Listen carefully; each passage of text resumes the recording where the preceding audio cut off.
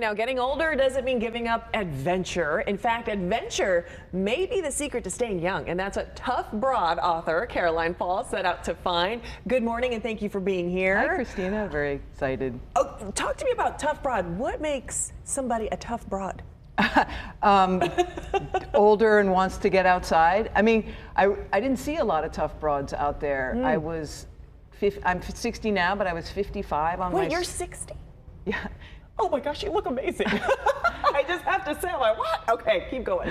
And I looked around when I was on my surfboard and I saw a lot of men my age, but no women my age, and a lot of men older too. And I knew there were a lot of women who were better surfers than me. And same thing when I was on my electric skateboard, or I fly experimental planes, and I would see men my age and no women older. And so I started to wonder, as 60 was glowing on the horizon, what was my future like?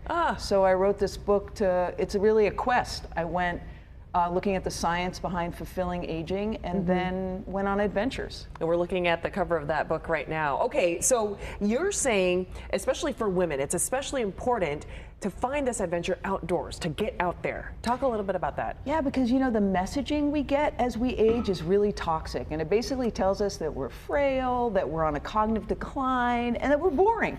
And so then I found science that said the way you look at your own aging predicts how well you age. So if you are negative about your aging, you will have a heart attack earlier, you'll have cognitive decline earlier.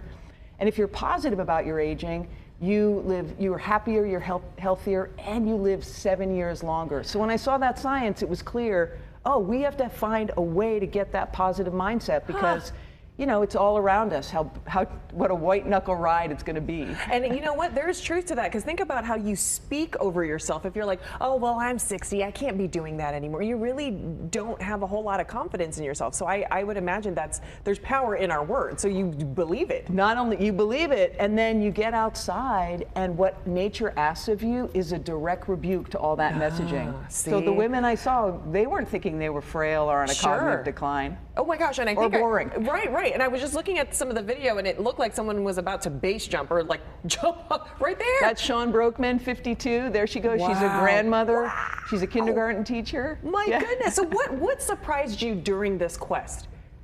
I mean, what surprised me the most, I think, was first of all that there were women out there, but just how regenerative it is to be out there, because when you're outside, you are getting community, you're getting novelty, you're getting purpose, all these things that we have to keep in our lives as we age. I want to ask you real quick about the Wave Chasers. San Diego has a group of women called the Wave Chasers. Talk to me about that. Well, it's a group of like 60, 70, 80-year-olds, even someone in their 90s. And they go out in the water 3 times a week. I met them at Fletcher's Cove. And honestly, as a surfer, I was a little like, boogie boarding? Really? How great is that? And then I went out, and it was so fun. Yeah. I love boogie boarding. Yeah. You said 90 years old? There's a oh my gosh. Charlotte Grumble is actually now 99. I saw her last night. When I saw her at the time, she's like, oh, you know, she was 97, and she said, I'm kind of rehabbing my shoulder, and then she did this, and I was like, oh, Listen, 97, that's amazing. Yeah. Okay, what do you want, so when people get the book and they're reading, what do you want the takeaway to be? Well, that adventure is in the eye of the beholder, that when you go out there, it's going to be really good for you. And you just pick the activity that inspires your own exhilaration and exploration. It doesn't have to be base jumping. It doesn't have to be, I scuba dived with an 80-year-old. You don't have to do that. You can go bird watching. Yeah. You can go boogie boarding. That's what you should do. And if people are, like we were just talking about, if they're starting to say, oh, I'm getting too old for that, if they have that kind of mentality and that kind of attitude, what is your piece of advice for them? Well, it's really bad for you. I mean, it's bad for your physical health, it's bad for your emotional health. So, but when you step outside, you know, you can't keep saying that, because how can you be frail when it's starting to rain? Or how can you be frail when you're putting on your fins and you're going into the cold Pacific Ocean? Yeah, so you have to take that first step. Just take that first step.